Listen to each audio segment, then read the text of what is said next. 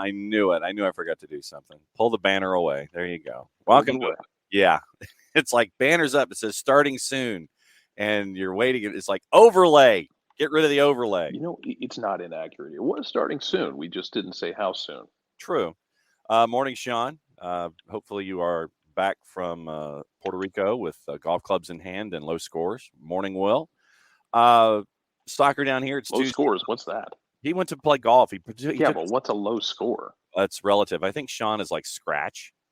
So for him, it'd be like 68 maybe. For you and I, that's like 68 would be like for 14 holes. Oh, 78? 68's on a video game, and I can get 68 in 9 holes maybe. Apparently Sean shot 78-77 on his 2 rounds. Good God. I know. That's not fair. No, that's awesome. Well, it's not fair considering he's a better golfer and gets to play more than both of us. It's not fun. Who cares? I know. So it's Tuesday Thoughts. John here, Jarrett there. And the bat signal has been sent out to Mr. Aliffi. And if he can join us, he will. No, yeah, Sean, we'll go and play this week. I'll get right on that. The green's going to be soft. It's supposed to rain all week. Yeah. But it's pretty grim outside. Yeah. And Sean, I turn into Jarrett and I were having this discussion before we got on the air this morning that once again, reminding you guys, Thursday, Friday, no live show in the morning because I have to wear makeup and a suit and be down at Center Park. I was about to say Turner Field. I know, Jarrett, it's just you work there, and for me, it's Turner Field, and for you, it's Turner Field. Morning, David. Yeah, it's always going to feel like Turner Field, especially when you walk around the guts of the tunnels. It still feels that way. Yes. It is what it is, man. And yeah, so we'll have all the tape content that we normally do. We're pushing Thursdays with Nico up to a Wednesday this week. But yeah, tape content on the network Thursday, Friday, and you'll see me doing the high school football stuff with GPB, and that'll be on Thursday, Friday. So today and tomorrow, normal. Thursday, Friday, everything's on tape, and then we'll be back at it on Monday morning, normal. But Tuesday Thoughts, we've got stuff going on in the World Tournament where somebody just put up a ridiculous whooping yesterday, and it wasn't even close. And when you can get your coach to dance in the middle of the first half, that's the kind of day you're having. So we'll talk about that. We have news out of Major League Soccer, 10 o'clock in Columbus, Ohio. There is set to be an announcement where they are naming their new head coach for Columbus Crew, and all indications and arrows and paragraphs on the back of each still photograph lend itself to being Wilfred Nancy as the new head coach of Columbus Crew. We've got that. We've got a couple of signings in Major League Soccer, silly season. Portland spending a boatload of money to bring in a designated player. And news out of Canada as well. Professional Women's Soccer League in Canada by 2025. And that announcement came last night. The CBC has their main news program called The National. And it was the lead story on The National last night. Took up like 6.5 minutes right out of the blocks. So we'll get into that as well. So very cool stuff happening out of Canada. But it is always time for the opening kickoff. Brought to us by our friends at Kickoff Coffee, kickoffcoffeeco.com. There's the QR code bridging Jarrett's avatar and my face, because if I were to move to my left, then I would be blocked out by said QR code. Kickoff Coffee CO, kickoffcoffeeco.com, Kickoff Coffee on social media, Kickoff Coffee CO, Twitter, Facebook, and Instagram. Don't forget to use the code SoccerDownHere15. You do that, you get 15% off your purchase, but they in turn take 10% of the proceeds, reinvest them into the youth game. Very, very cool stuff from our friends at Kickoff Coffee, kickoffcoffeeco.com. And thanks to all of you who have been picking up your Kickoff Coffee and starting your day that way, should you choose to do so with caffeine. So, Jarrett, once again, opening kickoff has nothing to do with soccer. And I know that shocks you. And yesterday we had a vote in the Major League Baseball Hall of Fame. And it was a newly created committee having to do with the modern game. 12 individuals. Greg Maddux was on it. Paul Beeston was on it. part of the Toronto organization back in the 90s, who was their GM and was a part of their great successes. Chipper Jones was supposed to be on this committee but fell ill, and so he had to be replaced. And we now have Fred McGriff, who has been nominated by this committee. It's not quite a seniors committee. It's like a contemporary committee. So Fred McGriff will now be going into the Hall of Fame in the next induction cycle. But my question, Jared, and it's probably somewhat rhetorical at this point. Yeah, and Will, and that's it, Will. That's the question. Why in the blue hell is Dale Murphy not a Hall of Famer? I don't know. Why is why is Barry Bonds not? Because I say that because there are people in the hall who surely did the same things he did. To that degree, we don't know. But if we're setting it by degrees, that's a different conversation. There are surely guys you've already put in who were doing it. Now, if being caught is the benchmark, I feel it's dishonest. Mm-hmm. Mostly because, as someone pointed out, and I'll preface this by saying I have no problem with Fred McGriff in the Hall of Fame. No, I love Fred absolutely McGriff. not. Yeah. Fred McGriff would have cleared all of the checkmark barriers that exist for voters, especially old school voters, had the strike not happened in '94. He finished, I think, 4 home runs shy of 500. You bring back the games he missed because of the strike, and he would have cleared the barrier. Dale Murphy's at 398. I know that folks said 400 is that mythical barrier. Dale Murphy's that dude that, like, his peak was so good, and then I guess their argument is like the peak didn't make up for the lack of longevity. Mm-hmm. But yeah, it's interesting because I think if we're because I feel like, okay, the goalposts move for every person. Absolutely. The goalposts not only move, they change shape for every person. So we have some people who are held to well, he doesn't meet the character requirements. Well, this guy didn't get to this number. This guy didn't do this. For Murphy, I think it's that. For Bonds, I think the character plays into it as much as anything because he was such an unpleasant person to be around. Yes. Ty Cobb is also an unpleasant person to be around. True. And I think when you start creating goalposts for different people for justifications or to allow or disallow, it gets messy. And like I don't know. I every time they do, I think Mr. Tibbs does the like releasing the ballots with names or anonymously. Like you get some weird ones. Like somebody released one this year that was just Scott Rowland. That's it. Yeah, that sounds like a Philly beat writer. Man, like what gets me is like they took away Dan Levitard's vote forever because he gave it to the fans and let them basically crowdsourced the vote. Mm-hmm. It's always bothered me that they took his away, yet some of these guys keep their vote, and it's just cartoonish the way they do it because it's almost like a power trip for them, and it's pretty damn embarrassing. The one guys like, I think it's Stark who does his and then writes like a couple thousand words explaining each vote. Yeah, that I can get behind. At least you're explaining yourself, because if you're going to put your ballot out there, you're explaining yourself. The Major League Baseball Hall of Fame is so damn jacked up, man. Like, and I'm with Sean. Barry should be in, if for no other reason. Like, not as much on Sosa. Barry, okay, you want to go advanced stats? Barry Bonds had a higher wins above replacement than Fred McGriff, just in Pittsburgh. He was a more valuable player in his time in Pittsburgh than most players will be in their entire career. Even before his head grew 3 sizes, and even before he bulked up and his knees collapsed under the weight of his own ego.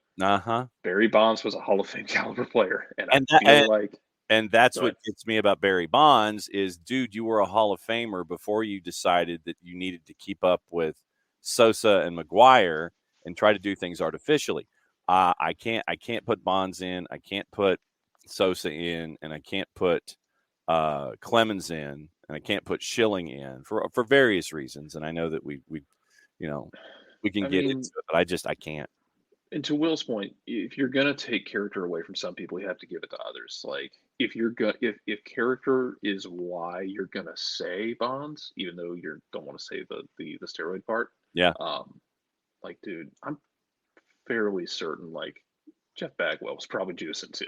A bunch of these guys, like all these guys who played in the '90s and early 2000s. Well, I mean, Yeah, they were. think So about Brett don't give me Boone. that excuse. Think about Brett Boone, who had the year of years in Seattle, 2001, yeah.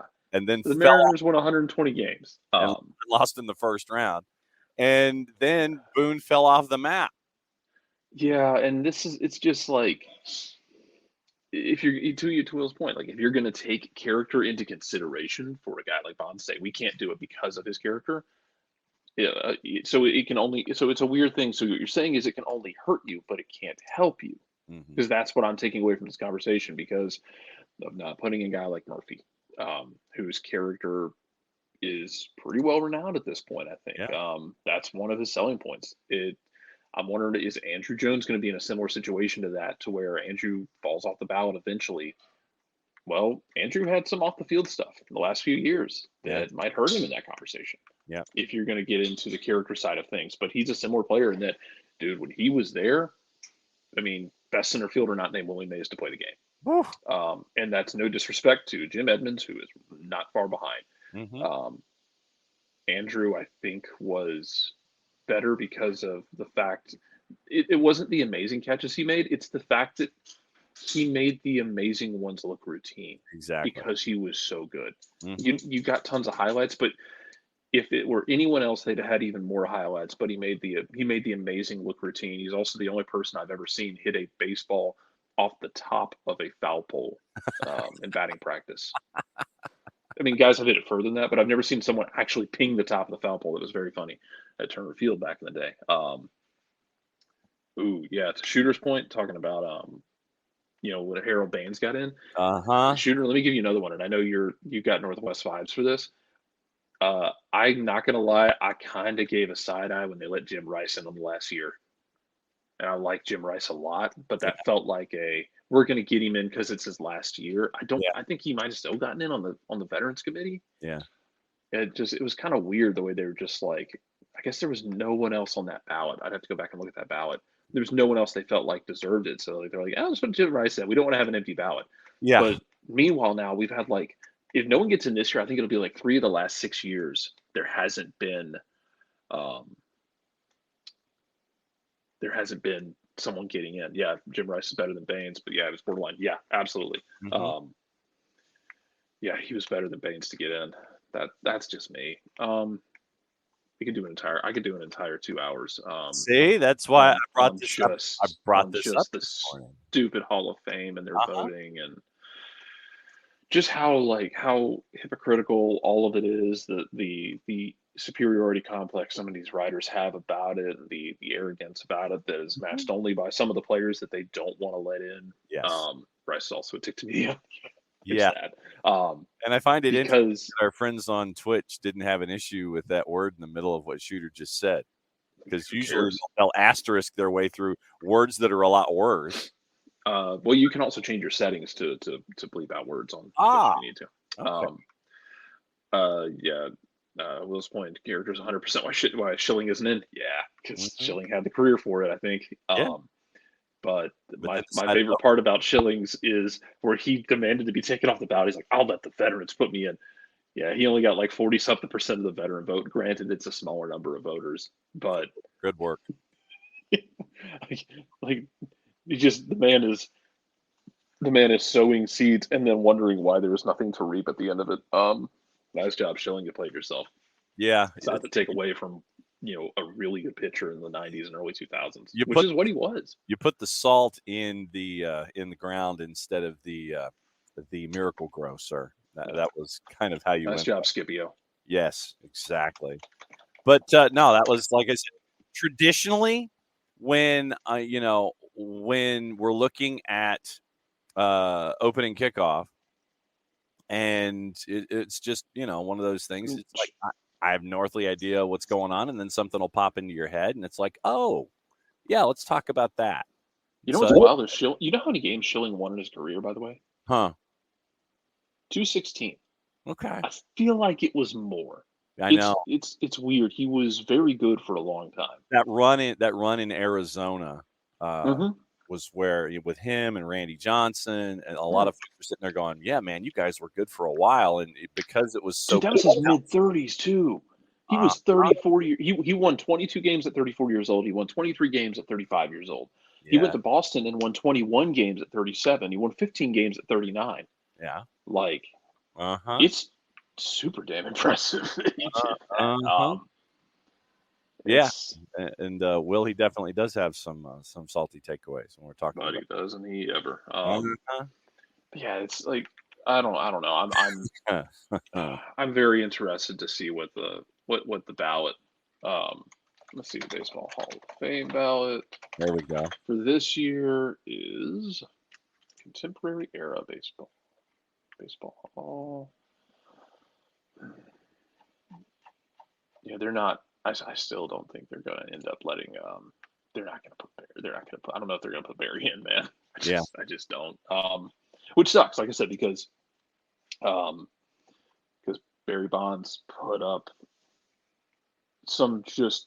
He put up 162 wins above replacement. Mm-hmm. Roger Clemens put up 139. Like Uh-huh. both of them are two of the most outstanding players we ever saw. And if you want to sit there and say it's for performance enhancing drugs, everybody was doing them. You want to look me in the eye and tell me Javi Lopez didn't do something when he cut 15 pounds in 2003 and set the National League record for home runs in the season? That all these cats were doing stuff. There's no No. way they weren't. Like Brady Anderson rocking 51 home runs in a season for the And then Orioles. falling off the map like Brett Boone did. Yeah. Yeah. To Will's point, Barry Bonds just about won the Giants a World Series by himself. Go back and look at the year the Angels beat the Giants in the World Series, the last year that John was happy as a baseball fan. Go back and look at he hit a home run. I can't remember if it was off Troy Percival or not. I He think hit a home run. was, yeah. He hit a home run in that series. The camera doesn't even track it, Nope. and they cut to the dugout, and I think it's Troy Gloss or like Tim Salmon, and you see them mouthing like, "That's the farthest ball I've ever seen hit." Yeah. Like he hit a ball at Angel Stadium Mm-hmm. in Anaheim Mm-hmm. that we never saw. We don't know that it landed. There's no concrete proof that ball ever landed. No. It might still be in a decaying orbit. Yeah. No, story time with John. I was at that World Series. Okay. And He was talking about Schilling. Yes, Schilling was a beast in the playoffs too. yeah. Absolutely. Covered it for CBS Newspath. And what I was at the game where Bonds hit that absolute screamer in Angel Stadium. I mean, I think it's the one that you're talking about. It's the one that they didn't even track. It was hit so violently, so quickly. Even the Angels players were like, "Wow, yeah, never seen that before." Yeah, and so how do you do that? Yeah, and literally his turnaround time and triggering the bat, and it's just like it was. I think it was the 13-11 game was the one that I went to, and it's just you just see these this display of power. And Troy Percival could throw the ball 130 miles an hour at the time, but yeah, there was no way. It just means it's what, if you throw it. As Chipper Jones once said, like you give if you throw it straight enough, hitters in the majors can time a Harrier jet. I mean, you literally have two. You have two 2/10 of a second to react.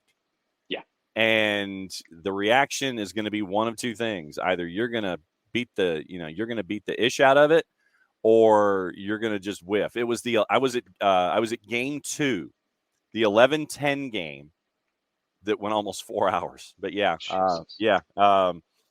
2, you had home runs by Reggie Sanders, David Bell, Jeff Kenton, Barry Bonds, and Troy Percival got saved. Yeah, David Bell, incredibly underrated player of the 90s. Yeah, so Houston Astros legend David Bell. Yeah, and the Tim Salmon hit 2 home runs in that game, and Salmon was the one who hit out of the right-handed batter's box. He hit the screamer into the rocks. from the right-hand side. And you're just like, again, all of these guys were probably like up to their eyeballs in juice.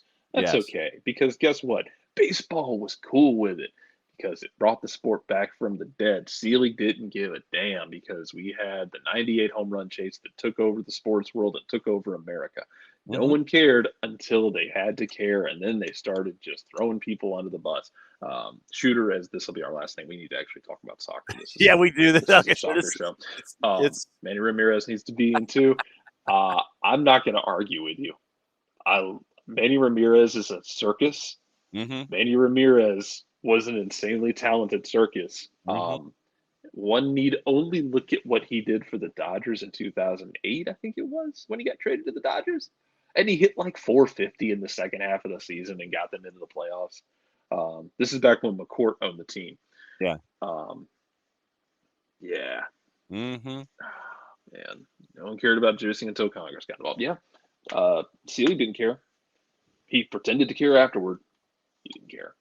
I am eternally annoyed and disgusted by the way that they handled that. Yeah. Oh man, Albert Bell was on the committee. Was on that committee. Was on the yeah. Well, he was up for approval too. Yeah, he wasn't going to get it either for character reasons. And Schilling got one more vote than Dale Murphy did, and that was the other thing that got me. By the way, Man hit 415 during the month, 396 for the Dodgers in 2008. Fourth and he came over in a trade deadline deal, and if you remember that, basically everyone at Dodger Stadium was wearing giant, like they had he had the dreads, so they had like Manny dread hats that everyone was wearing. It was Man Ram. Yeah. Who's a dude? All right, so that's your opening kickoff, brought to us by our friends at Kickoff Coffee, kickoffcoffeeco.com. And there's your QR code for those of you watching on Twitch. Once again, use the QR code. Go to kickoffcoffeeco.com. Go to kickoffcoffeeco on Twitter, Facebook, and Instagram. And you can use the code soccer down here 15, get 15% off of your purchase when it comes to everything Kickoff Coffee. They in turn take 10% reinvested into the youth game. Very, very cool stuff from our friends at Kickoff Coffee and kickoffcoffeeco.com. So, traditionally, I don't know where the opening kickoff is going to go. Sometimes it's soccer, sometimes it's not. Sometimes it's Pop-Tarts at 5 minutes before air. It'll probably be the exact same conversation in the new year when they announce who did or did not get in to the Hall of Fame. Oh, absolutely. So just y'all, I mean, you know what? When that gets announced, y'all can either skip or show up for the first part of the show because that'll probably be me yelling. Yes. All right. So yesterday we had, no kidding, Shooter, it was. Yesterday we had two more games. We're down to the field of 10. And it was Japan, Croatia, which took a while. The first one that took a while in this tournament. And Brazil, who found a way to have their manager dance. And when you're up 4-0, that's certainly a way to do it. The questions that were posed early in the Twitch pitch, is this Brazil's to lose? Let's just go back yesterday in general, Jarrett. Japan, Croatia, Brazil, South Korea. What'd you think? It feels like it's Brazil's to lose right now.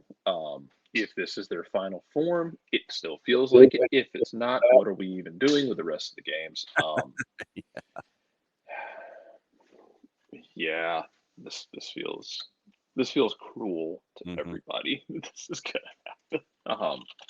I mean, it was just and the Richarlison goal with like I said, I know that Everton fans are wishing they had this Richarlison, and Spurs fans hope maybe he comes back with that energy, because now they get to line up against Croatia, who had to play 120 emotional minutes against Japan, which we'll get to in a minute. Yeah. Meanwhile, Brazil just danced on South Korea.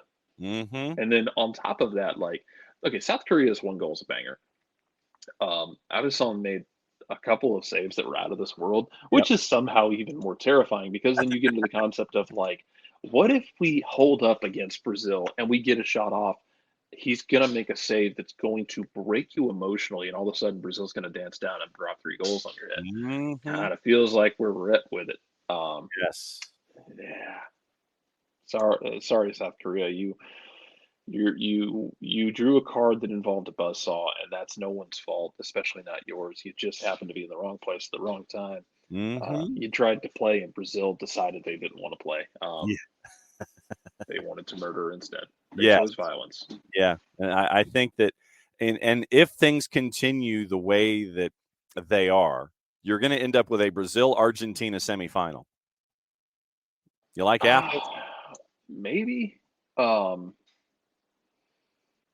Maybe. Mm-hmm. I'm still like, okay.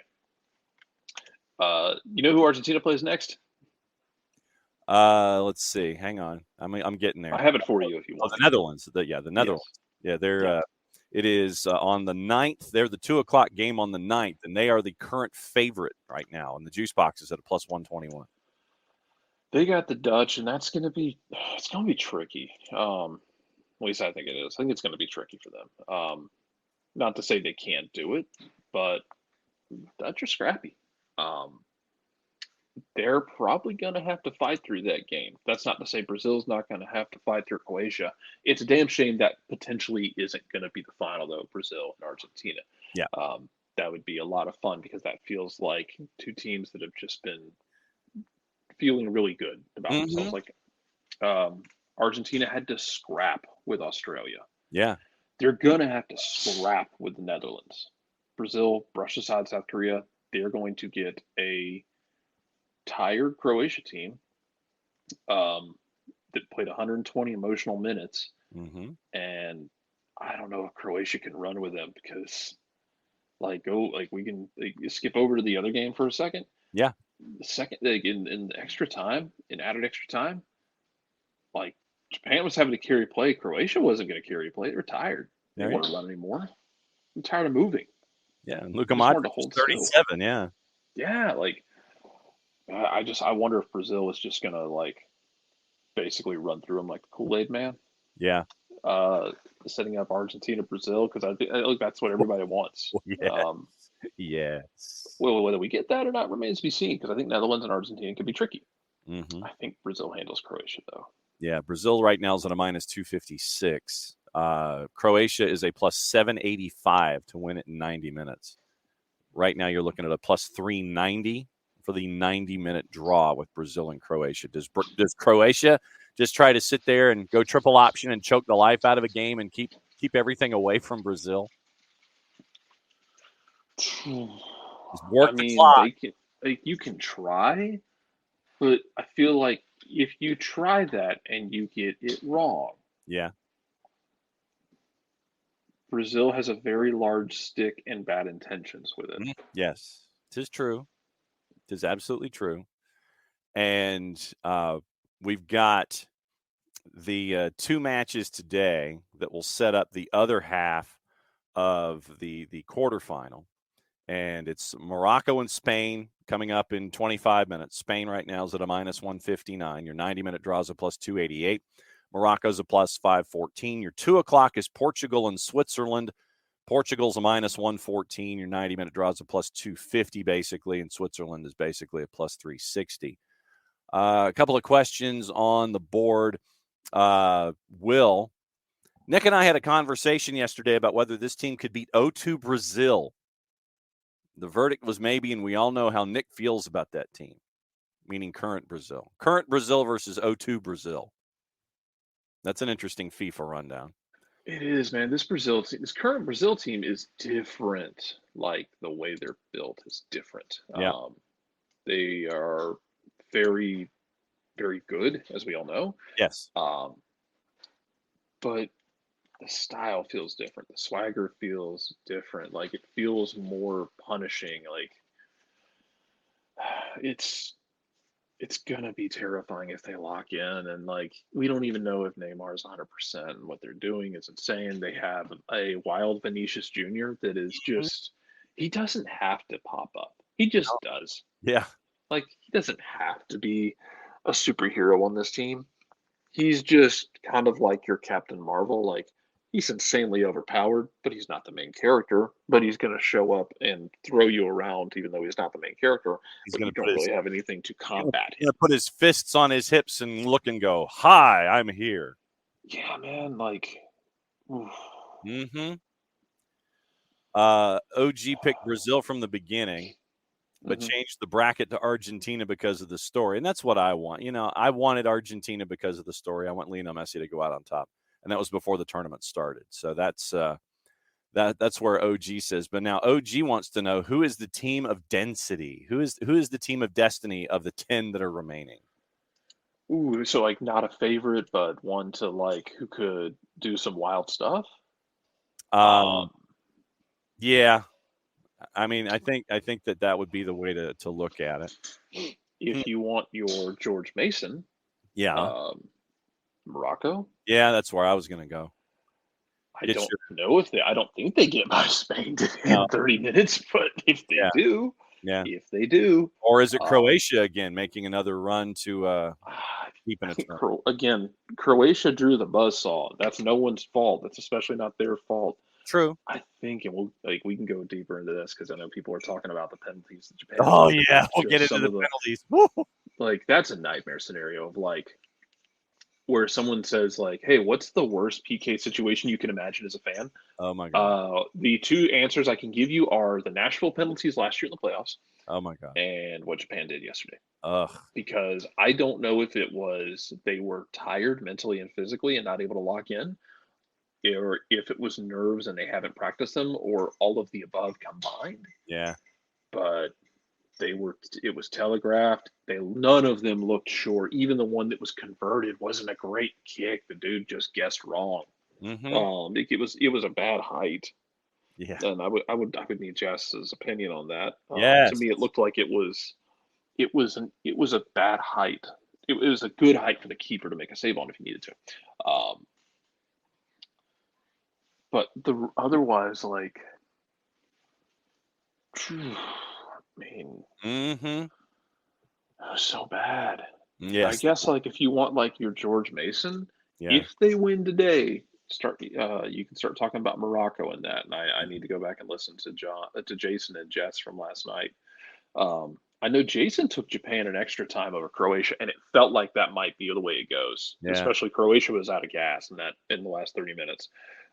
They tried to push in the last 4 or 5 minutes, but otherwise it was Japan pushing. Japan just couldn't break through. I think they were both tired, but Japan could have been that team of destiny energy, and man, they were really good in this tournament. They got a lot to look forward to.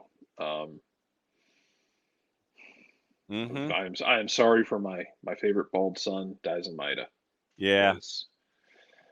Just suicidal forward who's going to run around and press and then make runs off the ball all over the place. And he basically plays the game with the sprint trigger taped down.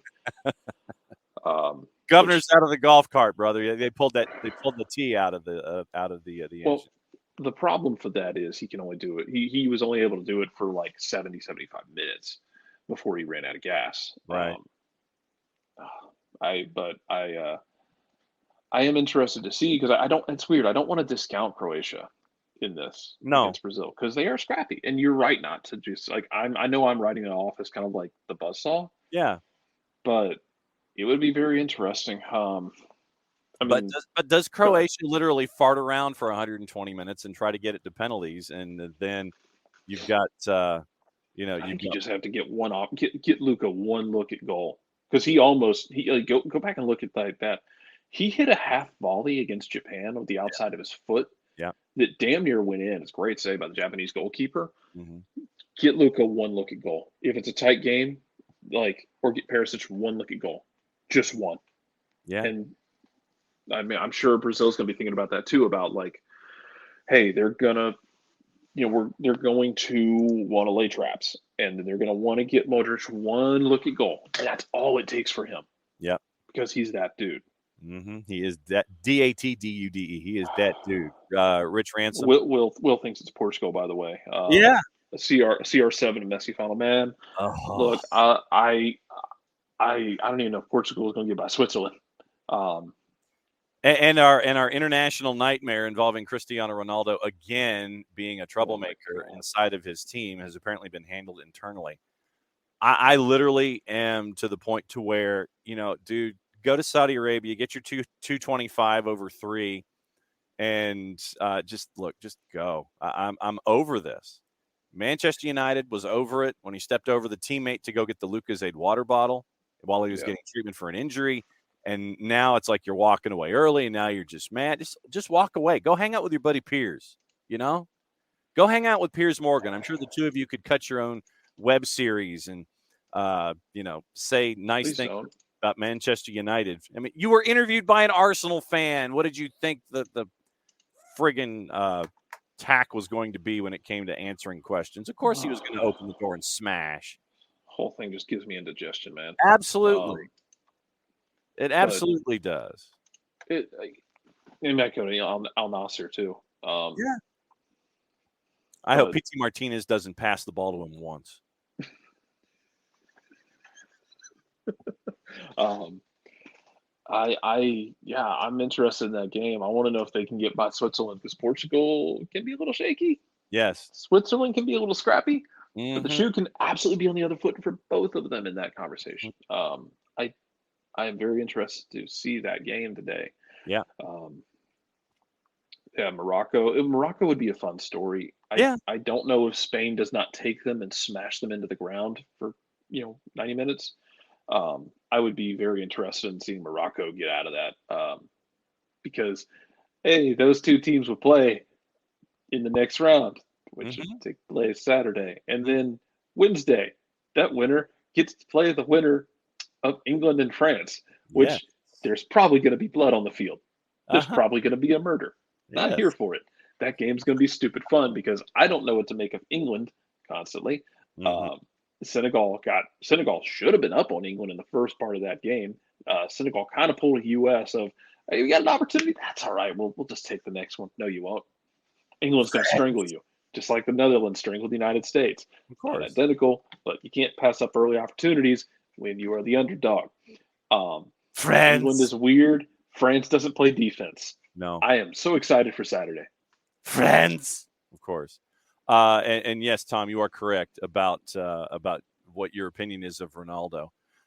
Shooter wants to know if CR37 is going to average a hat trick in the Saudi League. I don't care. I hope he doesn't. But he's going to make tons of money. So 225 million over 3. He's going to make Dr. Evil money. Yeah.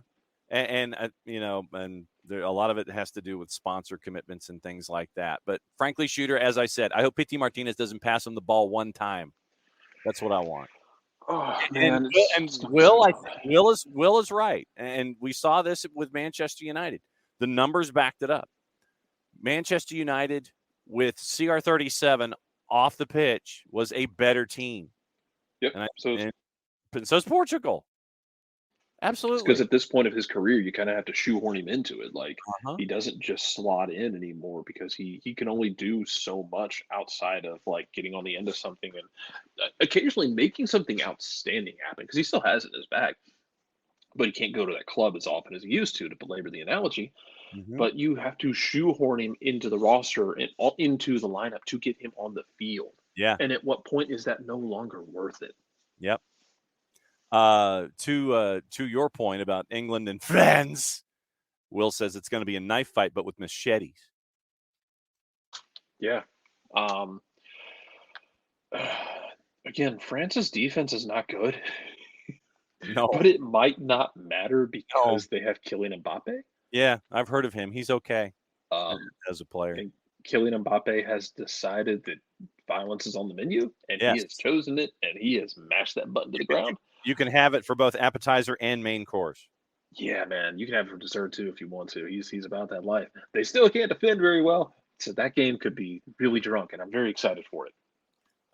Developing story, we mentioned the announcement that is anticipated in Columbus in 15 minutes, where Wilfred Nancy will be named the new head coach of Columbus Crew. Statements from Gabriel Gervais and Olivier Renard on Wilfred Nancy's departure from Montreal to Crew. Quote, CF Montreal reached a financial agreement with Crew, which also includes the departures of assistant coach Kwame Ampadu, fitness coach Jules Gouguin, and video analyst Maxime Chalier.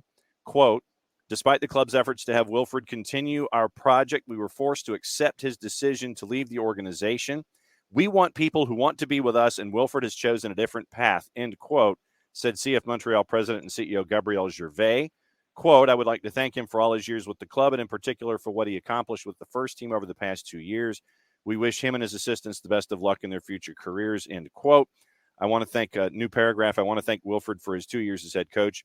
I would have liked to continue the club's project with him. Despite his departure, our philosophy remains unchanged, said CF Montreal VP and Chief Sporting Officer Olivier Renard. The hiring process for the next head coach is already underway, and I'm confident for the future. So there you go. That's the first salvo in this.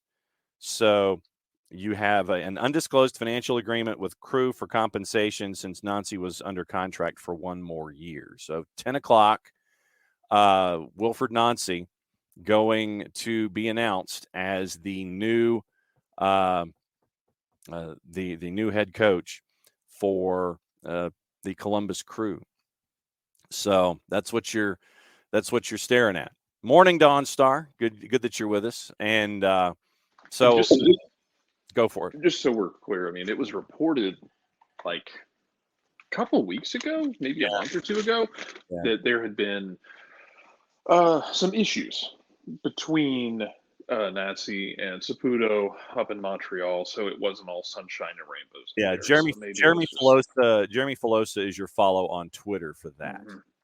Yeah, so it sounds like that relationship may have been cooked anyway, and at that point, just sometimes you can salvage those things. Winning does cure a lot of ills. Yeah. I was very much in the camp of I'm not believing this till it happens. Well, it's happened, so here we are. Yeah. But I wasn't sure it was going to happen. So that's where we are with.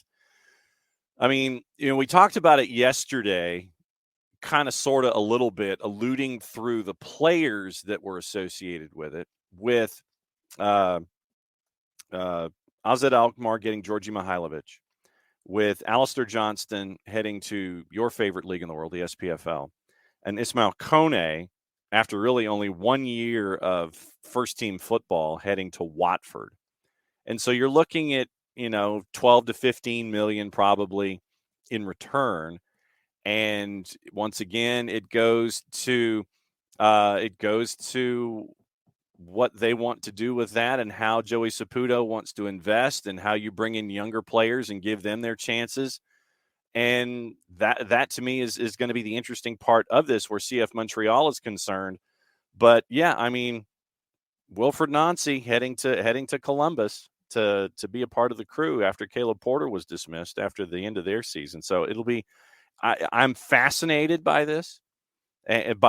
First off, fascinated by the idea of a move in and of itself. But if you don't feel comfortable with the guy on top of you, the owner, sitting there and kind of wandering in and making sure that his voice is known when it comes to player movement on all those kinds of things. Joey Saputo has always been a hands-on owner, and there just comes that point where you sit there and you're like, no, I'm good. So I'm going to go and find someplace else. And Columbus is an interesting spot for Wilfred Nancy to grow. I'm intrigued. I want to know. I want to know what Montreal does. Like, replacing Jordy Mihailovic is, I think, going to be the trickiest part of this. You can replace Alistair Johnston. You can replace a coach. Like, remember, this dude was a coach because he was the head coach there because Thierry Henry jumped off ship in like 3 weeks before the start of the season. Right. You can, if you've got the internal culture built, you bring somebody up. That's why you build those sorts of things. See what they do. Replacing Jordy is going to be the tricky part, I think. That dude was an MVP caliber player last year. Yes. Especially in the first half of the season, he might have been the front runner. Yeah. But yeah, Kone as well to get replaced. I mean, it's going to be interesting because Montreal has long begged for a very, very, very good team. And they got a very good team last year. Not good enough. Yeah. And can they replace that many parts and keep it moving? It's going to be interesting. And now what does Columbus look like?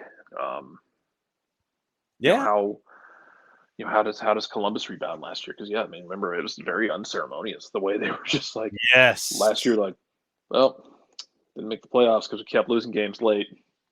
Who Mm-hmm. did that? Well, we had a coach. Wait, had? Yeah, had. Yeah, he's gone now. Yeah. Like, it was just like, Caleb, we're done with you, Caleb. Had. Yes. Man, you know what the weirdest thing to me about all that is the Schadenfreude out of Portland. Like, y'all want to get an idea like how Caleb Porter appears to be received by the fans? He won a title in Portland, and people in Portland were like on Twitter like Portland fans were like laughing about how he's not there anymore. Mm-hmm. They're all like, Caleb Porter failed. Like, that man won y'all a title, and y'all are that salty with him? Yes. Damn. Mm-hmm. Like, damn. Uh-huh. Caleb Yeah. Porter's got some big heel energy, and I'm good with it. Yeah. Will has introduced a blurb. It's a three-liner from CBS Sports via FOX. The men's national team, meaning the United States, and the Canadian men's national team are in talks to compete in the 2024 Copa America tournament. So you find that interesting. That's an interesting run. And good morning to that idea. And apparently, and Will is saying Mexico getting left out.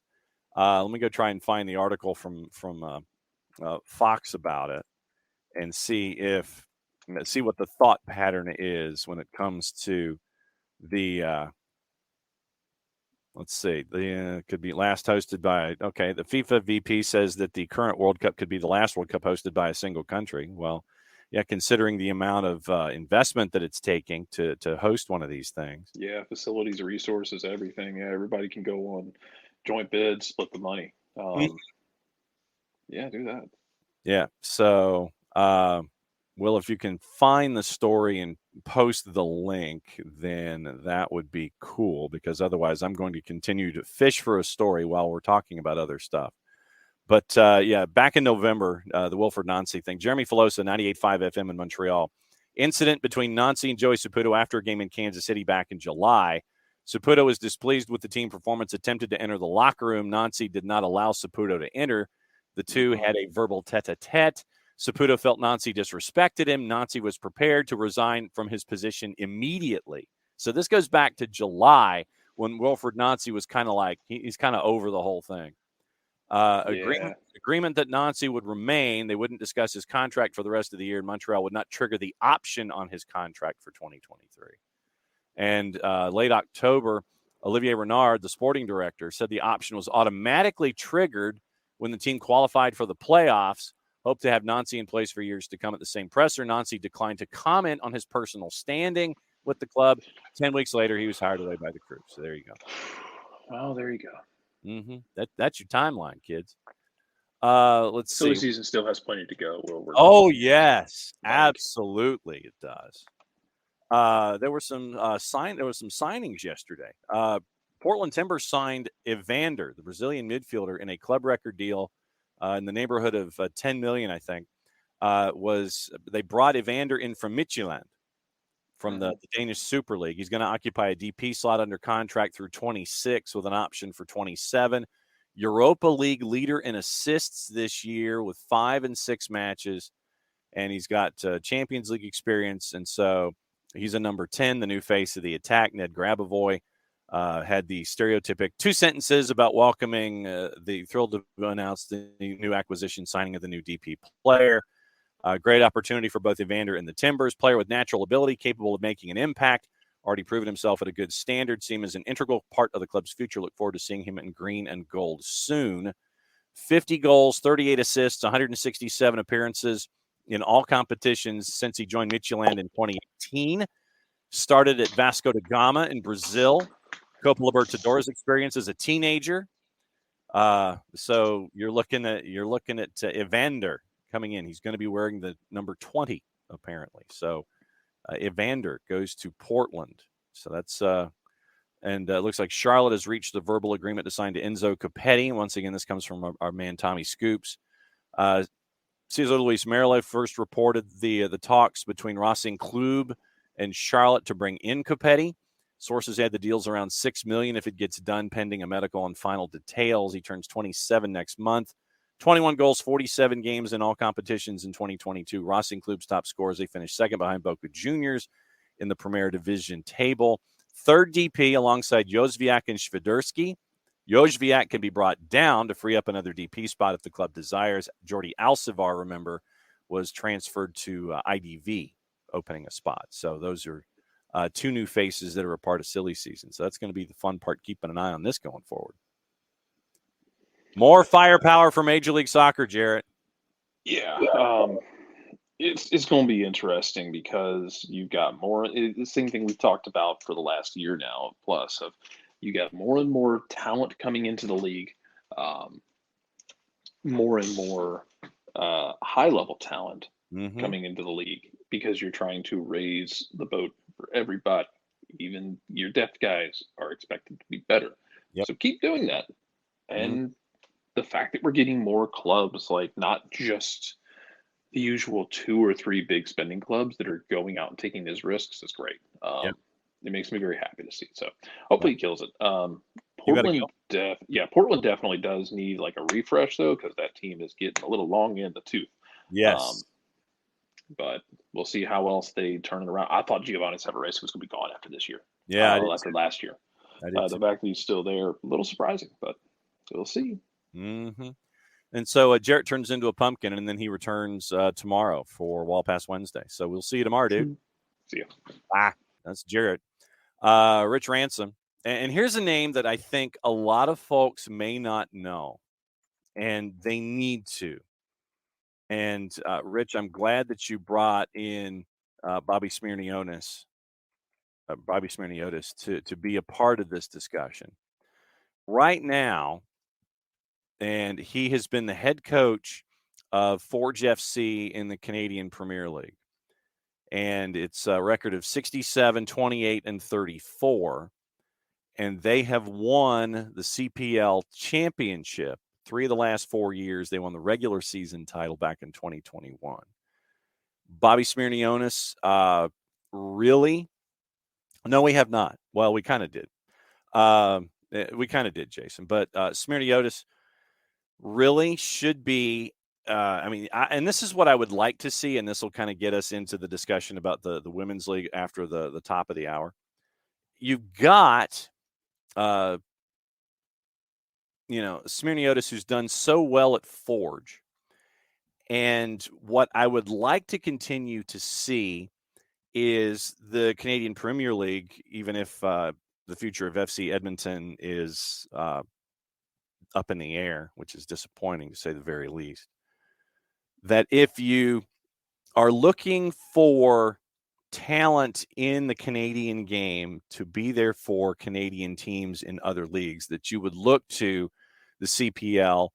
And with what Smirniotis has done at Forge, it makes too much sense to try and have him at least interview for positions for a Montreal and for a Vancouver and for those other clubs, because we know that MLSE has their own mind frame about what they want to do. But no, I think that Bobby Smirniotis should absolutely be interviewed for the Montreal job, and I'd like to see him get it because, like I said, I think he's conquered the CPL. What's the next challenge? Do you continue dominating the CPL? Don't know. But I think that Bobby Smirniotis definitely should at least be interviewed for the CF Montreal position. See, I almost said Impact. But I think that Bobby Smirniotis definitely should be interviewed for it. And it's going to be really interesting to see what the future is. So now you guys are talking about Derek Etienne Jr. and yes, so bad signing according to what you were told on another platform, right? 9 goals, handful of assists. I want to see how Derek Etienne Jr. integrates. So intrigued, ready to see it go, and ready to rock and roll toward the next season. And when the January window opens, I want to see what else is on the mind of folks. And before we go, Garth Lagerwey had an interview with Seattle folks. It was almost like his exit interview yesterday, and Jeremiah O'Shan had some of the details of that. We'll get to that in just a little bit. It is the top of the hour. So that means one thing, and that means I get to find the right music and turn the loop off and trim everything down to it. Let's see, I've got it at 18 today, so I'm going to need your feedback. Take it from 50 down to 18. So we'll see what happens here. We hit the music and we read the promo right now. For odor-free, clean, fresh air, one place you need to go. It's a Lemonize service. Deodorized enclosed spaces like houses, apartments, and condos. They've created a customized solution that eliminizes all organic odors, including those like pets, cigarettes, and food. Realtors and property managers use the Lemonize service to eliminate bad odors to help them sell or rent their homes that much faster. The turnkey process makes it easy to work with realtors and property managers. Kind of the environment offering a green way to get rid of odors without any kind of toxic residue, different from Febreze or any other masking agent that we have either above us in the cupboard or below us in the sink. Because when you reach above you in the cupboard or below you and reach under the sink, you grab that masking agent, you spray it in the air. There's a reason they call it a masking agent, because all it does is mask the odor. It doesn't attack the problem all the way down to the molecule, like our friends at Lemonize do with their proven scientific formula. Pricing very, very easy, one of two ways, either by the cubic foot or parts per million, to come up with a price that's affordable for you. Offering results in 24 hours or less. If you have any questions, frequently asked, or otherwise, one place you need to go to their website. This is where I grab my pen. Go to the website, lemonize.com, but after the .com, do us a favor, go /Atlanta so they know what part of the world that you are addressing them from so that they can help you with your problem, period. ELIMINIZE.com /Atlanta, lemonize.com /Atlanta, Lemonize service. For odor-free, clean, fresh air, Lemonize service proud sponsors of everything STH. Since there is no such thing as a soft fade, I'm just trying to sit there and figure out how to get it done and not crash the machine. So there we go. Time to start hour number 2. Will from Fox Sports Mexico. So here is the article. Okay, so U.S. and Canada ahead of Mexico to play Copa 2024, while Mexico worries about a report in February. The other two hosts of the 26 World Cup do not cross their arms. Watch out for the info on the Ignacio Suarez. It looks like the Ignacio Suarez podcast. So we'll keep an eye on that. And he has 57,000 followers on the Bird app. So keep an eye out on Ignacio Suarez about the U.S. and Canada possibly playing Copa America 2024 and not Mexico. So we'll keep an eye on that. Thanks for the heads up. Something going back to hour number 1, Shooter. And, Shooter, thank you for noticing. But, yeah, I mean, you and I both know that these cups, first and foremost, they are not filled with coffee. Let me see if there we go. See, I don't want to tilt it too far because I don't want to spill it. But there you go. Yeah, Mountain Dew in the morning, because that literally is what I do. I can't go in any other direction. I'm not a coffee person. I mean, I'm a tea person later this week just so I can preserve my voice. But no, I've just always been, I will always be a Mountain Dew person in the morning. So that's just, that's just how I've always done it. I've never been, like I said, never been a coffee person, and really don't dig it. But so that, yes, Shooter, that's the way it will always be with me. When it comes to the morning pickup. All right. So Sean had a question in hour number 1. Sean wanted to know if we were coming around to the World Cup in the winter. I feel like I'm watching more than a summer. I'm watching because it's on, and it's because it's there. So here's what I'm going to do. I have my remote for those of you who are just listening to the show, and I'm turning to my left, and I now have Morocco and Spain going at it on Telemundo. And I mean, honestly, I am making an effort to watch Telemundo. I'm not watching English language coverage, but I mean, I don't know if I think my viewing's the same, I guess, because I'm sitting here and going, hey, it's on. I need to know what's happening, so I'm watching. I don't know if my viewing has increased, but I know a lot of folks, because it's the winter and because there are no domestic leagues going on and because we're all kind of landlocked here, that we're all just kind of sitting there and we're watching what's going on. No, but I'm not. Well, I'm not watching it any. I'm not watching it any more or less. I'm just watching it differently. There have been stories out about the U.S. hosts network coverage, and that's probably one of the main reasons I'm not watching the host network coverage here in the States. Just doesn't do anything for me, and I don't like as blatant a paid advertisement as they seem to be giving. So, yeah, I'm watching Telemundo and I'm watching their analysis. And when you go to download the World Soccer Review and you listen to the highlights of the matches of the day, the highlights that I try to use, they're from Telemundo because I enjoy the emotion of Andres Cantor. I enjoy the emotion of their play-by-play guys. And so that's why I went that direction when it came to giving the highlights for the World Soccer Review. I mean, when you have the Richarlison goal be what it is yesterday, I want to hear Andres Cantor call it. And so that's why we do those kinds of things. But I don't know if I'm coming around to the World Cup in the winter. It's supposed to be right there in the summer, be that summer event. And, like I said, we were talking about Fox Sports, and it was said by the governing agency of the World Cup that this might be the last solo. Doug McIntyre came out with the article about an hour ago.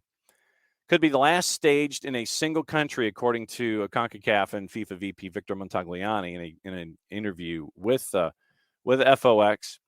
He said, don't think you'll see another World Cup held in one country again. It's just me guessing, but I don't. Not because one country can't host it. The U.S. easily could. But the reality is that collaboration is always better. It cements ties with your neighbors politically and economically, and it's easier to go to a government when they're not carrying the whole load. It works on so many levels. Ukraine joined the existing Portugal-Spain bid for 2030 back in October. Argentina, Chile, Paraguay, Uruguay announced the joint bid for 2030 last month. Egypt, Greece, and Saudi Arabia are apparently reportedly considering one as well. Morocco, which was beaten out for the 2026 event by the United bid, Montagliani joked about he wished that they trademarked the United bid. Morocco could team up with Algeria and Tunisia. So you have that. Montagliani remains bullish on CONCACAF's chances of producing a better showing in 4 years. So that you got that from Montagliani in his interview with Doug McIntyre. Montagliani confirmed the three nations will automatically qualify in 2026 as hosts. They'll play few high-stakes matches between now and then. 16 CONCACAF teams competing in the Gold Cup next summer. Speculation 2024 could see another expanded Copa America. Ecuador slated to host the 2024 Copa withdrew. Montagliani wouldn't be drawn into that discussion, appeared to leave the door open for that. No plans for CONCACAF and CONMEBOL to merge and provide a counterweight to UEFA. Montagliani said there's no reason to do that. Collaboration, absolutely, but I don't see any benefit of that even from a geographical perspective, logistics, and many other things. Talk of potentially staging the Champions League final in the U.S. under FIFA rules. Such a move would require both U.S. Soccer and CONCACAF to sign off. Montagliani wasn't a fan of that. Quote, I don't see how European fans would want that. You wouldn't play the Super Bowl in Frankfurt. Well, the NFL just may. Club World Cup slated for early next year. Dates and locations still haven't been announced. If Seattle gets to the final and plays Real Madrid, that would be huge for our region, Montagliani said. Sounders want to have home field advantage. Confirmed the U.S. is not in the running to host next year's event, despite media reports to the contrary. He did say he'd like to see the Club World Cup come to North America in the future. Marquee tournament on the global calendar is the Women's World Cup in New Zealand and Australia in July. Expanded to 32 teams, up from 24. Concerns about competitiveness. Montagliani's not worried. Quote, if you wait until everybody's ready, they'll never be ready. Noting Japan lost to Sweden 8-0 in 03, then won the World Cup 2 tournaments later. And so you're looking at venues for the 26 World Cup were announced in June. Remember that day. Venues for specific matches, opener and final should be determined by early 2024 at the latest, according to Montagliani. Atlanta, Dallas, LA, New York, New Jersey believed to be in the running to host a championship game. Montagliani's not going to handicap the contenders. It's going to be a busy few years leading up to 2026. We're excited. So that's where Victor Montagliani in his interview with Doug McIntyre was. So you have all of that. And Will saying that you could see the NFL and UEFA making a deal to trade the CL final in the Super Bowl. So there's that possibility as well. Yeah, will all the Mexico outlets when it came to the Copa and Mexico. Um, and I understand, Jason. Having commentary to understand, and yeah, it does make sense with 48 going forward. Tom, it does. When is 2030 host announced? We got 2026 last year, so if you're 5 ahead, so that's what 25. So yeah, 2030 would be 2025 ish, somewhere in there. I think that so that you're looking at. I think it's Ukraine, not Uruguay. Did I read that too quickly? Sorry. If I read it too quickly, I apologize. Ukraine was Portugal, Spain. Yeah, so it's Portugal, Spain, and Ukraine. So that's where that is.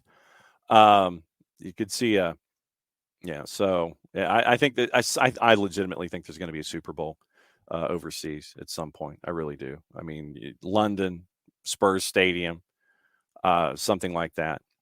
Well, I think it's more. I think honestly, it's more political. It's more of a political thing than anything else. The Ukraine bid, I think it's because of what is going on currently there with the war. It's to give them something that they can sit there and say, "Hey, we're on the way back to the road of recovery. We'd like to welcome the world as a part of this." They want to be a part of everything, and I think that including them, I understand it.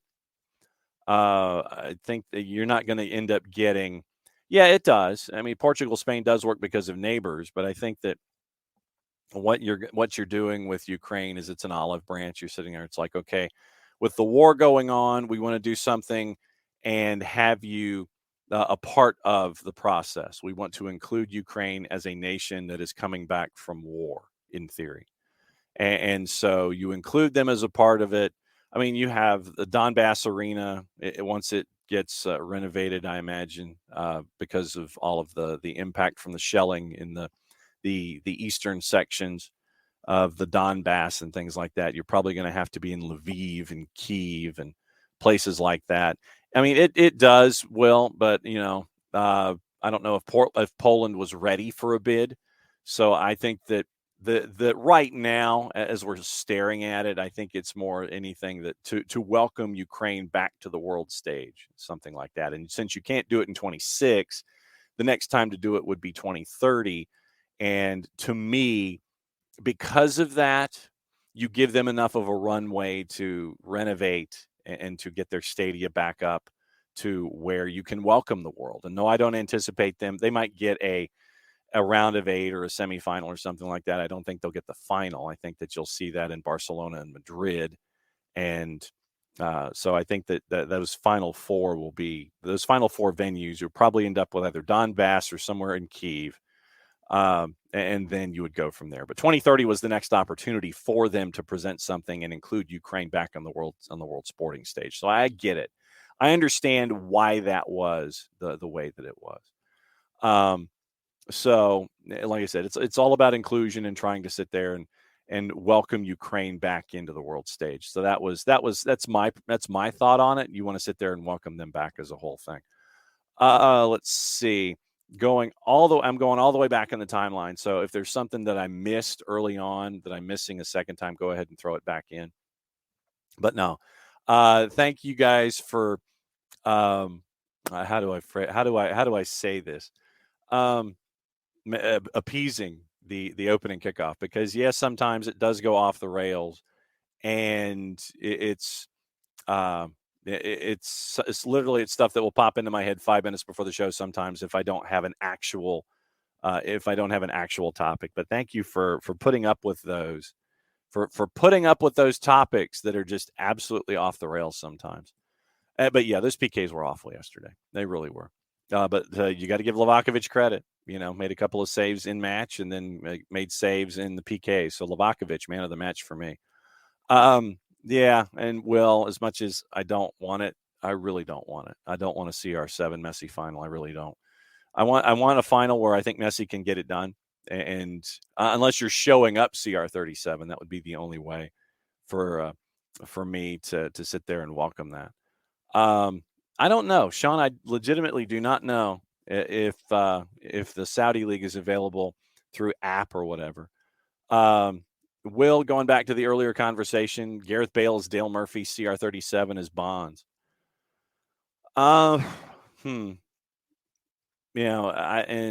this one, and Rich, to your point, that I'll get to in a second.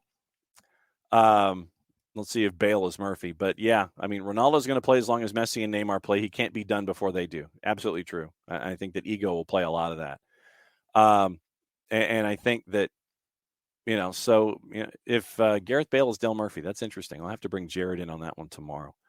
I don't know, Nix, I don't know if Montreal is dumb to let him go, because you don't want, Wilfred Nancy going back to July didn't look like he really wanted to stay.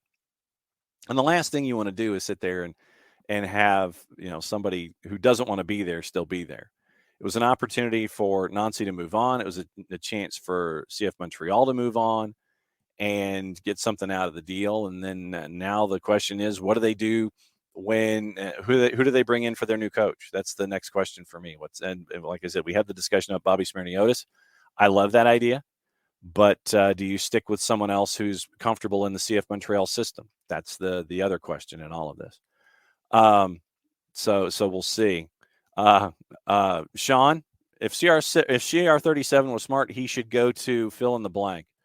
If CR37 was smart, he should go to his home on the water with his massage gun and leave us all alone.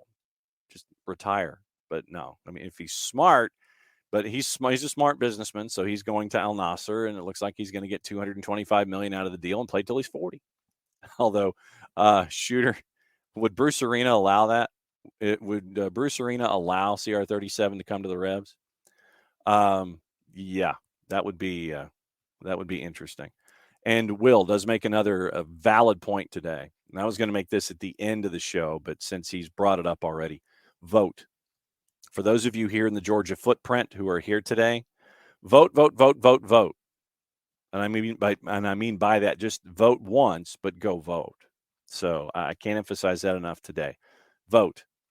Just go and vote. The boss was in at 7:00 in the morning, and she went ahead and voted, and she was in line, and the line was all the way down the corridor at our precinct. And so that's a good sign at 7:00 in the morning, where folks could get in line and do their thing. Morocco and Spain, 19th minute. They are goalless. Will, I hope the U.S. and Canada both conspire to get in without Mexico, while Mexico is looking for a new coach. They're kind of distracted at the moment. And let's see what else is on your collective minds this morning. Nix, if there was strife, you get it. If it's money, I don't think. No, I think there was strife, and there was going back to the Jeremy Filosa piece in Montreal. That as far back as July, if Wilfred Nancy wasn't a fan and wanted to resign immediately, then you're getting this. And so no, it made absolutely perfect sense on both sides. It's just time to break away. And the last thing you want, if you are an owner or an ownership group, is to sit there and look in the public sphere to be difficult when it comes to dealing with coaches and things like that. Because then what you're doing is you're sitting there and saying, well, okay, with this coach, it was trouble, so we want to bring in another coach. Why would I do that? Why would I go in and coach CF Montreal if I saw all this stuff with the strife and the disagreements with Wilfred Nancy? You're going to have to convince me why I would want to come from the outside and be the new head coach at CF Montreal. I think it'll be an internal hire, someone who's comfortable in their system, like they did with Wilfred Nancy. Nancy worked his way up through, and when he was ready, a lot of folks, after Thierry Henry decided to go, Wilfred Nancy but he proved himself as a quality coach, once again familiar with the system, dealing with what he knew about it, bringing in personnel, and then working your way up. So no, it makes perfect sense. Early report from the Airborne DJ: the Morocco-Spain match is lit. No way that they can keep up this pace. So we'll see how long that they do keep up the pace. Nix, you did the early vote thing. Yes, do it, people. Do it. What I wanted to get into involving women's soccer this morning, since we caught up on, yeah, it is. It's very, very weird. Spain in the light blue. They almost look. Okay, so it's the shoulder trim, which is the native colors attached to the flag. Okay, Denny Olmo with the foul on Amrabat, but it's intriguing. I kind of like it. It's different. But yesterday, on the Canadian Broadcast Corporation's main news program, the National, it's their look at everything going on in the country. Their lead, Christine Sinclair, Diana Matheson, revealing a professional women's soccer league coming to Canada in 2025. Initially, the reports had trickled out that it was going to be in 23, but it's slated for 2025. They're going to kick off the league, 8 teams throughout Canada. They sat down with one of the high-profile reporters / anchors for the CBC, Adrian Arsenault, and Christine Sinclair said she really thought 2012 was going to be a turning point for the country, bringing professional soccer home. It never happened, and there's still no pathways within this country. So now Sinclair and Matheson are going to work their best toward April 2025 with an inaugural champ crowned sometime in the fall. Each team will have at least one Canadian international. The goal is to bring home about half of the over 100 Canadians currently playing abroad. Vancouver Whitecaps have already stepped in. Stephanie LeBay, their GM for women's soccer, has been quoted saying that they're thrilled to be one of the first teams to sign on. Creation of the league is something that they've been advocating for over many years. To be a part of it, seeing it come to fruition is truly exciting. Calgary Foothills Soccer Club confirmed as the other one. League's being built by Matheson and her partners at Project 8 Sports. Sinclair is on board as an official advisor. And I know a lot of folks were wondering if Christine Sinclair was actually going to play in the league in 3 years' time. She didn't commit to it, but she didn't say no either. She's going to kind of keep an eye on things. Sinclair says, let's go out from the get-go, compete with the best leagues in the world, bring in top talent. And yeah, have 10-year-olds watching a game that 10 years later is on the Whitecaps, for instance. That would be her dream. Matheson, who retired back in July of last year, visions of the league pushing the entire Canadian women's sports infrastructure forward. She says it's health, it's wellness, confidence, tied with better academics, huge tie between women in sport and women in business. It's about soccer. It's about the coaches, referees, women in executive roles in sport, marketing like jersey sales. Sinclair says she can't even get her hands on her own jersey to gift to her niece. Sinclair says, I don't know if they exist. So that's what you're seeing with this women's soccer league in Canada, slated to come online in 2025. Matheson said Air Canada and CIBC are already on board as sponsors. You know that you've got to have the right team owners. She hopes that Canada Soccer becomes a member with UEFA by 2023, full sanctioning by 2024. Then the case has made the buy-in, which is expected to be $8 to $10 million per franchise. NWSL bought for $150,000 each 10 years ago, now valued at a minimum of $35 million US. So Christine Sinclair, once again, captain of the Portland Thorns. And she got into a bit of the NWSL discussion as well, and said that it's unfortunate just how women are treated, taken advantage of. It's why we need women owners. We need female executives. Matheson added its training, its vetting, independent reporting systems. For us, that's going to mean working with those groups really good at doing those things, and it's establishing pathways as well. So you've got that coming up. A league set to kick off in 2025, and we'll keep an eye on that. We'll see if we can catch up with some of the folks from Project 8 to discuss that as well. Let's see, 25th minute, halfway through. It is still goalless with the first match of the day with Morocco and Spain. The numbers for the 2 o'clock game with Portugal and Switzerland really haven't moved a whole lot. Where Portugal is concerned, they're still at a minus 112. Your 90-minute draw is a plus 245, and your draw is a plus 363. Gossip, rumor, and innuendo and everything else going on this morning when it comes to players and things. The official term, things, gossip with players that we have rolling up today. So Manchester United out of the race. Sky Sports Germany says Manchester United is out of the race to sign Jude Bellingham from Borussia Dortmund. Liverpool, Man City, Real Madrid are the front runners. But Real Madrid will not pay more than 125 million euro or 108 million pounds to try to sign Bellingham from the German club. Inter Milan would find it hard to turn down an offer of 50 million euro, 43 million pounds with add-ons worth 10 million euro, so 51.6 million pounds for Denzel Dumfries, who's been linked to Chelsea and Manchester United. That comes from Calcio Mercato. Manchester United open talks in their attempts to sign Jan Sommer, the Swiss keeper whose contract with Borussia Mönchengladbach runs out this summer. That's from Bild. You have Atletico Madrid's Slovenian international Jan Oblak, Manchester United's main target. So they're keeping an eye on Sommer, but they're also looking at Oblak in that. West Ham, off the bar. So that's the first good chance for Spain in the 27th. Yep. And so catching the play onside, great ball over the top, settled, off the bar, and up and over. So with the left, beating the keeper side netting. So there you go. Side netting chance for Spain in the 27th. West Ham will bring in Brazilian center back Luizão on a 3.5-year deal once the 20-year-old's contract with Sao Paulo runs out at the end of January. Dave, Spain defender, Cesar Azpilicueta, has opted to stay with Chelsea rather than move to Barca in the summer after the club's new owners showed me the way that they want me to stay. That's from 90 Minutes. Real Madrid, interested in Azpilicueta, could even make Chelsea an offer for the right back during the January transfer window. That's from our friends at Fichajes.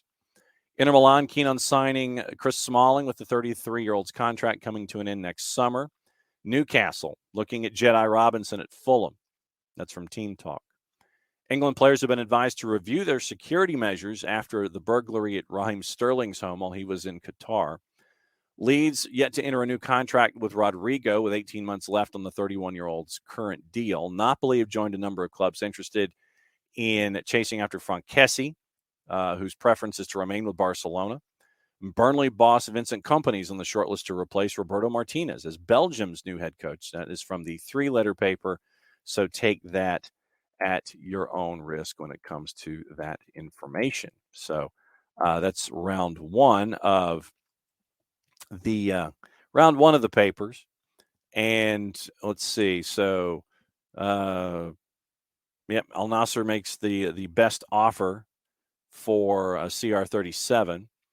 And let me check and see if the numbers. Portugal, they've not completed a deal with the club. Sky Sports exclusively revealed that it would be Saudi Arabia for his most likely destination. Country is keen to make him an ambassador of the sport there in Saudi Arabia.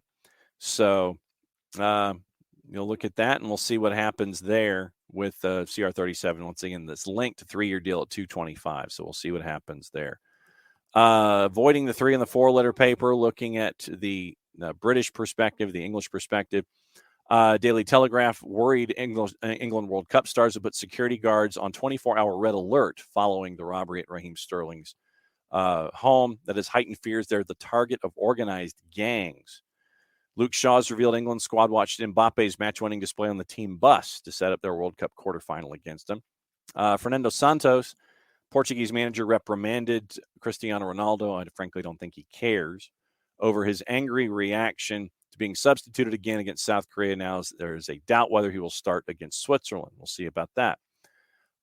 Daily Mirror, former Germany striker Max Kruse has revealed that Jurgen Klopp was forced to apologize after seeing his transfer to Anfield canceled. Those at the top of the Barcelona hierarchy reportedly resigned to missing out on Yuri Tielemans, as it looks like Tielemans is expected to join Arsenal.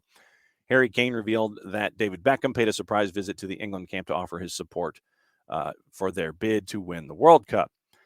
In The Athletic, U.S. businessman John Textor has hit a snag in his attempts to buy French side Lyon. Ambitions complicated by his requirement to obtain an agreement of Crystal Palace shareholders, a club in which he has a 40% stake. They basically have to give the okie doke. Chelsea have included Reece James, Ben Chilwell, N'Golo Kante, and Wesley Fofana in their 25-man squad for their midseason trip to Dubai. In the Times, Iran's clerical leadership has punished one of its most celebrated former footballers, Ali Dai, for supported recent protests by closing his jewelry shop and restaurant. And so we'll keep an eye on that. The IOC has been criticized for inviting Russia's Olympic president to a high-level summit this week to discuss the future of the Olympic movement, despite his comments that his country's athletes should be honored to fight in the war against Ukraine. Kane also turned to David Beckham for captaincy tips as he attempts to lead England to winning the World Cup. Aston Villa want to sign a marquee wide forward for Unai Emery in January as they want to back their new coach. Borussia Mönchengladbach's Marcus Thuram, Mateus Cunha of Atletico Madrid, the main targets. Spurs could be set to boost Manchester City's January transfer funds, with Conte reportedly targeting a move for Sporting Lisbon right back Pedro Porro. And let's see, FIFA forced into action, according to the Daily Star, after Morocco supporters left furious over a lack of tickets available for their World Cup round of 16 clash. Prices skyrocketing away from the official sales points, and Premier League fans facing a travel nightmare on Boxing Day with more train strikes planned. Daily Record, Glenn Kamara leaving Rangers for more game time as Finland's mentor claims everything changed after Steven Gerrard. Rangers chairman Douglas Parks suffered a blow ahead of the AGM after a leading fan group announced they'll be voting against his re-election bid. Hearts defender Alex Cochran could be banned for 2 matches following his red card in the Spanish friendly. It was abandoned after a brawl with Almeria. And Hibs boss Lee Johnson would like to find a replacement for Martin Boyle in January. And I think it was Hearts that said that they were going to apologize ahead of time because since most of the club was sick, they're going to have to put in a lot of younger players, and by that I mean like teenagers, in their cup match this weekend. So we'll keep an eye on that as well. Wrapping things up here as we get to the 90-minute mark here, 1/3 mark with Morocco and Spain. They are in the 33rd minute there. But no score so far. Side netting just a few minutes ago, Morocco with the steal and shot, easy save right on and pounced on, so there would be no rebound for Morocco. So Morocco is really doing some early work and pressure here in the 33rd minute. Can they keep the pace up? Can both teams keep this pace up? But we got this match. We have the match at 2:00, and it'll be the round of 9 after today, and we'll have World Soccer Review coming up later in the day. If you missed it, caught up with the brain trust behind BC Training, Will Bagru. You might remember him from his time at Mercer and Dakota Nosa, who went straight out of high school to spend time with the El Salvador national side. Doing some really cool stuff with BC Training. So if you missed that interview, you can catch it on the network. And we also have more interviews, new NPSL sides coming up. So those will be up on the network tomorrow and Thursday. Once again, tomorrow's normal, 9:05, and it will be Dylan Butler joining us at 10. And then we'll try to figure out when in the afternoon on Wednesday we can catch up with Nico. So Thursdays with Nico's on Wednesday. World Soccer Review will be up as well. And remember, Thursday and Friday are no live days here in the morning because of high school football championships. But we'll be back to normal on Monday. We will have all of the tape stuff as well. So thanks for hanging out with us with all of the news that happened this morning. Wilfred Nancy is your new head coach for Columbus Crew. And we got stuff going on here in the World Soccer Championships, trying to figure out what's going to be the round of 8 by the end of the day. So we'll be back at it again tomorrow.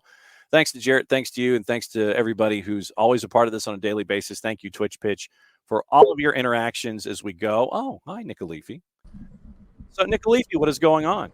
How are we doing? Did I make it in time? You did. You did. It's basically a false out now, but it's okay. So, is it? Yeah. So, quick thoughts before we get out of here. What's on your mind? Oh well, I see a lot of grief jumping across the Twitters. Yes. You know, the big Twitter machine, because apparently people are realizing that the U.S. men's national team may be retaining Mr. Berhalter as the manager going forward. That's rumor and conjecture at this point. Right. We have nothing concrete. Yeah. As I've said repeatedly, it will take Greg Berhalter doing something akin to Kanye West to get out of that job. He's not going anywhere. As much as I don't like two-cycle coaches, right?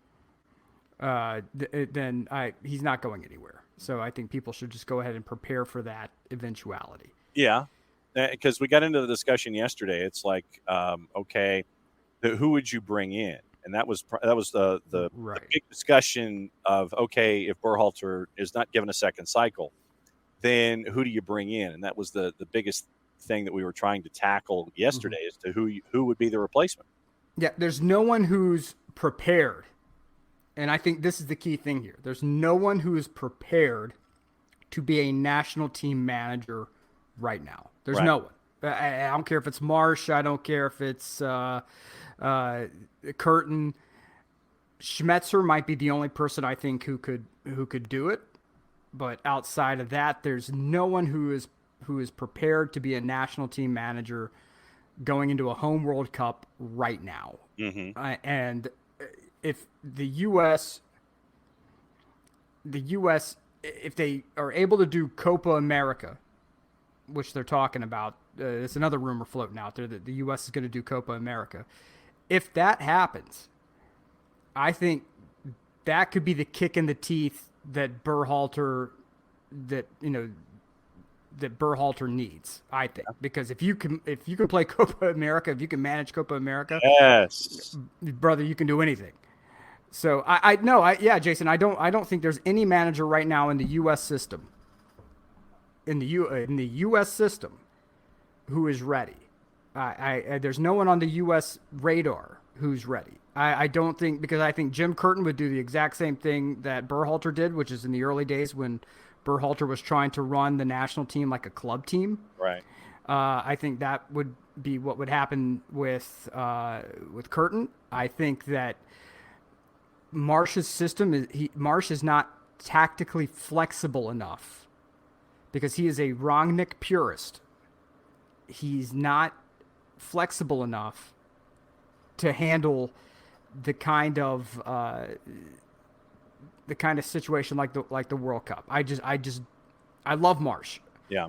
I think Marsh needs a little bit more flexibility in his game, and I'm a Rangnick purist. I love Ralph Rangnick. I love the Rangnick system, but I don't think that's where the U.S. Men's national team would be successful. And again, I say Schmetzer might be the only one who has the flexibility in system, who has the sort of man management skills necessary.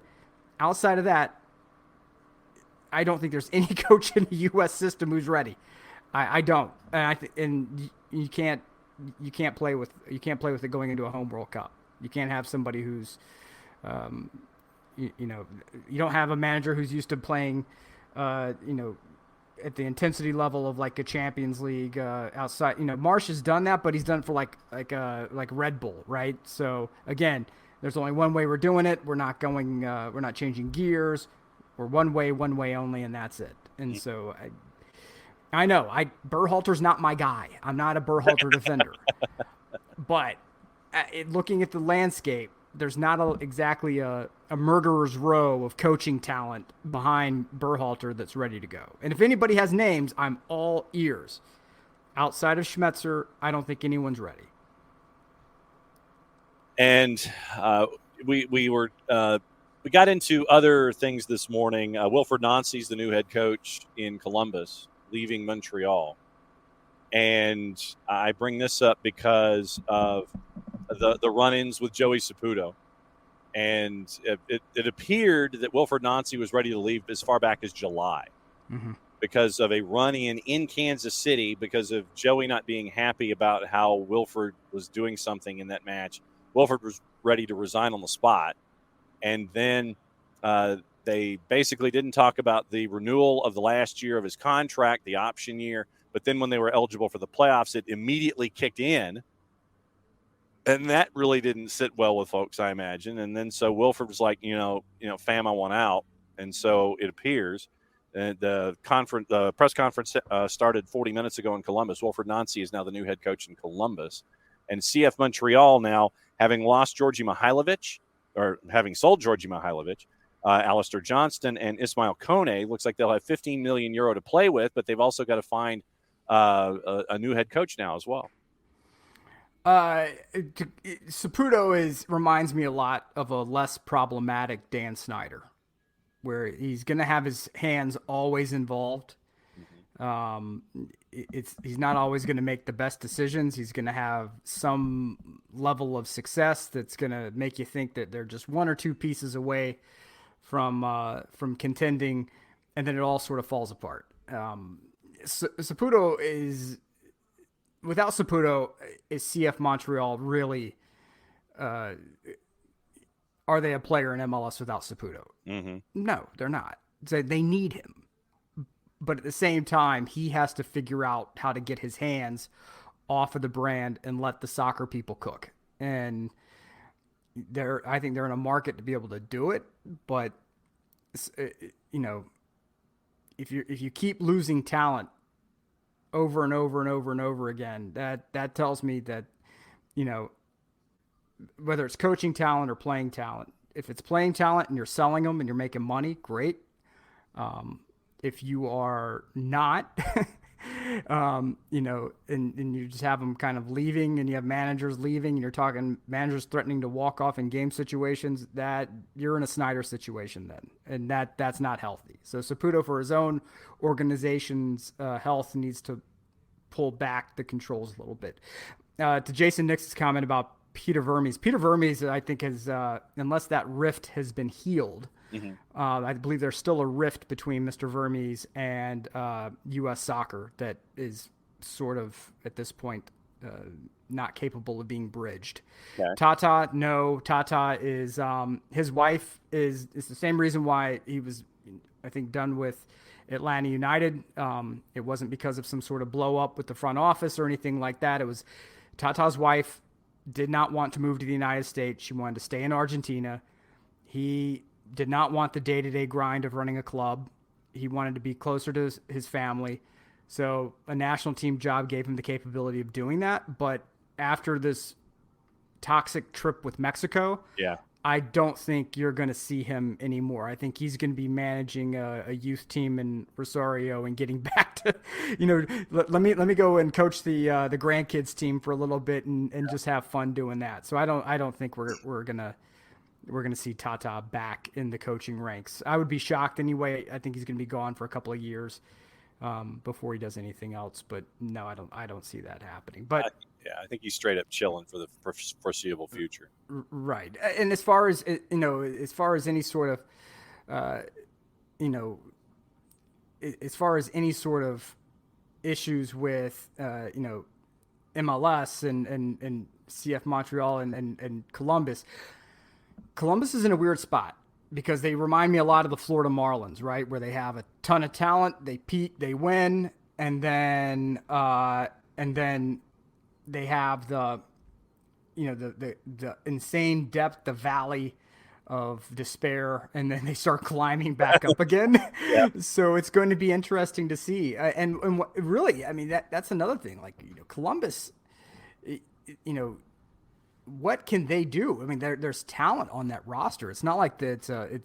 They're bereft of talent. It really is something where, you know, that's again management. You know, like, is Columbus management going to get their heads right and let somebody stay in there and work? And can they hire people who aren't problematic and capable of you know, being a phoenix and lasting only for a certain period of time before they burn themselves and their relationships completely out? So, is this tournament Brazil's to lose? It looks that way.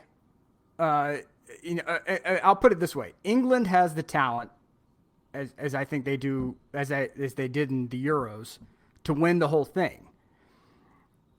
But the pressure that England puts on itself is always its Achilles heel. Yeah. They you know, they can run in a track meet with anyone. They have the horses to do it. But they always seem to find a way to choke in the biggest moments. So can they avoid that in this tournament? I don't think so. But I think, as I said earlier on, I think this is a CONMEBOL tournament. These kind of weird ones like, you know, Japan, Korea was the same way. You have teams that can play in any environment. And CONMEBOL fits that. No matter how hot it is, no matter how cold it is, no matter the altitude, the conditions, CONMEBOL can do it. And so Spain, Spain has at times looked like world beaters, and at times look like they can, lose to anyone. France, you never know what you're getting out of France. But Brazil to me, they can handle a high press, they can handle possession, they have killers in front of killers in the attack, they have defenders who can defend and play a mean transition game as well. Brazil looks so dangerous right now. They really and if you add in the motivation of a sick Pele, I mean, yeah, they have everything. They have everything cooking. So, as long as they can stay healthy, then you're going to be fine. I mean, look at England with Raheem Sterling, right? The Raheem Sterling situation. Yeah. Guy has to leave the tournament because Nimrods break into his house when his family's there. Yeah. I mean, come on, man. Yeah. I mean, just take a minute and be like, you know what? If we really want the Three Lions to win this thing, maybe we should just avoid busting into their homes during it. Let's take the pressure off for a bit. But the English media is so toxic, and I think that's the one difference that people aren't calculating here. Most of the Brazil players, when they're done, they don't go back to Rio, and disperse into their, the Serie A of Brazil. Mm-hmm. Instead, they're going back to Europe. They're going back to Spain. They're going to, England, Spain, Italy, wherever. Those English players, whether they're Championship or Premier League, they have to deal with that English media 24/7, 365. It does not go away. They cannot avoid it. And to me, that is a toxic stew that I think it's impossible for England to overcome right now. And half of me wants them to win it and just deal with the "it came home" chance for 6 months, right? Just because I don't think the guys in the Three Lions shirts deserve this. But there's a big difference again between the players and their fan bases. So it's just a toxic stew there. Argentina, I don't think can get it done as much as I want Messi to hoist the trophy. Yeah. They look, at times they look too shaky. Lautaro Martinez, all the Interisti have been just a nightmare in front of the goal this tournament. So they have to, Lautaro Martinez has to find his shot and get that handled. They possess the talent to do it. I just don't. I think, again, the pressure of getting Messi. This feels like a Tennessee situation with Peyton Manning. Yeah. Where they didn't win the Natty with Peyton Manning. They won it with T. Martin because that pressure was finally gone. It's the next star, not this one. It's the next one that's going to. Yeah, it's Almada who's going to find probably World Cup glory and not Messi, as crazy as that sounds, because I just think there's too much pressure. There's too much pressure on Portugal. There's too much pressure on Argentina. There's too much pressure on England. Brazil is in a weird spot because there's a lot of unification right now around, let's win one for Pele. Right. And not just that, but, some of the political strife, I think, has finally passed Brazil. So, any sort of divisions that were there within the locker room, you're not putting on a show like that and everybody getting along and happy and dancing. And if there's that much, venom and strife in the locker room, in my opinion. Well, I'm going to go to a conference call because it is all coaches all the time now as we get ready for the high school football championships. What is your itinerary tomorrow, sir? My itinerary tomorrow will be doing some contract work, and that should be about it. Maybe go get some fitness in so I can fit in my pants. Because Thanksgiving and the holiday season is not helping me. I'm 5'5", man. I got nowhere to hide weight gain. I can't look, tall and hide it, pretty well. No, sir. I go in one direction. Yeah, you and me both, brother. It is 9:05 again tomorrow morning. So as always, you can hop in whenever, and we'll be back at it tomorrow morning. So Nick, send us home if you would, please. Until next time, everybody. Mucha Euro, y'all. what he said. And since it's the end of the show, that means I get to do this. We'll see you tomorrow.